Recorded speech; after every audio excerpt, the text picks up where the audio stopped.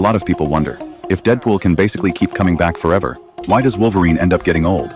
Old Man Logan is honestly hard to watch. His healing factor starts failing. Even his claws begin to rust, and every time he wants to extend them, he has to force them out by hand. Meanwhile, Deadpool seems to live a much easier life. If he's not fighting, he's figuring out new ways to kill himself and constantly pushing the limits. Especially in the timeline of Logan, after Wolverine dies, there are even scenes in Deadpool-related stories joking about Logan's death and digging up his grave. In the end, there's almost nothing left except an adamantium skeleton, which makes Wolverine's ending feel even more tragic. A lot of fans feel the biggest regret is that Wolverine never got the chance to fully show his true power before his story ended. Because of that, many people still don't realize how strong Wolverine actually is. Take the Wolverine, for example. A lot of people saw Wolverine nearly lose to Silver Samurai and assumed he wasn't that powerful. But if you look closely at what happened, that fight was stacked against him from the beginning. Before the final battle with Silver Samurai, Wolverine had already been sabotaged by Viper. A mechanical parasite was attached near his heart and was constantly suppressing his healing factor. To get his powers back, he literally cut open his own chest, reached inside, and ripped the device out with his bare hand. Before he had time to recover, he immediately went to save Mariko and got intercepted by the ninjas. Groups of ninjas surrounded him from the rooftops and kept firing arrows until his body was covered in wounds.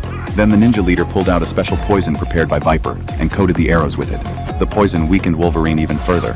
After getting hit, Wolverine started losing consciousness and dropped to one knee, but he forced himself back up through pure willpower and kept fighting.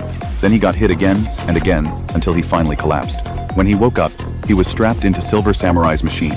At that point, Wolverine had already gone through healing suppression, poisoning, exhaustion, and multiple serious injuries. He was nowhere near full strength. Even then, he still fought Silver Samurai, who was protected by massive adamantium armor. Silver Samurai had the size advantage and enhanced weapons. Eventually, he found an opening and cut through Wolverine's claws. So that fight doesn't prove Wolverine was weak. It shows how far he could still push himself, even after being heavily nerfed. A fully powered Wolverine is actually terrifying. His adamantium claws have insane cutting power. They can slice through heavy metal with ease. In the comics, there are even moments suggesting his claws can damage Captain America's shield.